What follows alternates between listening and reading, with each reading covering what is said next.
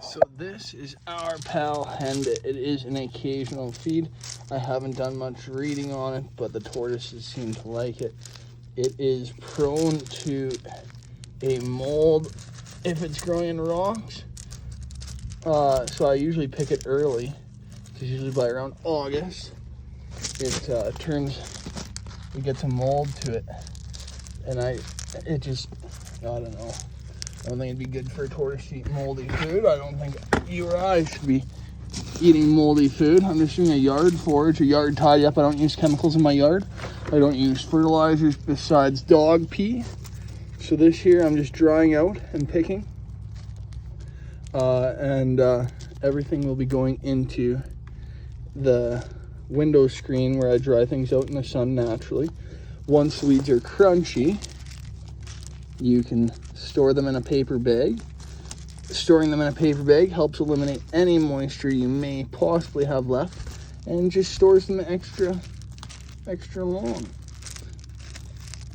I find when this weed is short, it isn't as prone to molds and other sorts of things. So I just pick it early. It seemed to have exploded. Last year I was like, oh, I'll wait till it's super thick, like thick, like that one bunch that I grabbed there. And everything took to mold. So I cut everything back and down, waited for winter, everything froze over. So, see how things go here. And I'm just gonna pick this. Look at that bucket. That is probably 1 week's worth of food in the wintertime, of dried food almost. So, here is the no-feed prickly wild lettuce. You can tell how it leaks that little bit. Prickly leaves, spikes upon the base. That bites my fingies. Hate them. I hate them. I hate them. I hate wild lettuce. It is a common confused feed by many novice keepers. And I'm not saying I'm a professional, because I believe I can always learn more about tortoises. My opinions are constantly changing. That's why some videos are changing. My opinion on redfoots, for example, I had thought for years, in my opinion, people overfed redfoots until I'd read a study, I believe, by the Tortoise Protection Group or the Tortoise Forum. The Tortoise Protection Group, I believe, about tortoises. Redfoot tortoises not being fed enough fruit get a head shaking disorder, as well as what else? Without enough fruit. And here I thought redfoots were being overfed fruit, even though they are a fruit-eating species.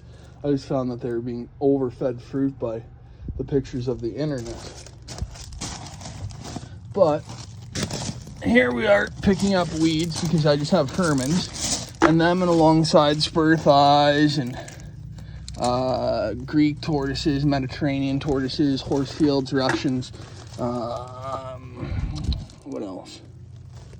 Marginated Egyptians, like Kleinmani tortoises. All those tortoises eat weeds, plants, and flowers as the majority of their diet. Here's our best pal Sway with her extra help with weed foraging. All those tortoises do best on a diet of weeds, plants, and flowers. This is a weed that flowers, so I find it to be great. Although it is only an occasional feed, or occasional or moderate feed. So I just find it's an extra helper in the wintertime to be mixed in with the rest of the dried feeds that I feed on a daily basis. I always feed dried feeds almost year round, especially when young, to get them into the jive of being forced to eat dried feeds, because they hate it at first if they've been spoiled. And a lot of my tortoises that come here are spoiled. They're spoiled. Like one tortoise came here on a bananas and peppers diet, neither of which, folks, are a feed for any tortoise. In case you're wondering, a tiny bit of banana is okay for redfoot tortoises, but in general, just skip on those. There's nothing beneficial to that kind of fruit to your Mediterranean tortoise. Sources: the Tortoise Trust, the Tortoise Information Group, Tortoise Acts UK, as well as my Facebook group, Natural Tortoise Keepers Canada.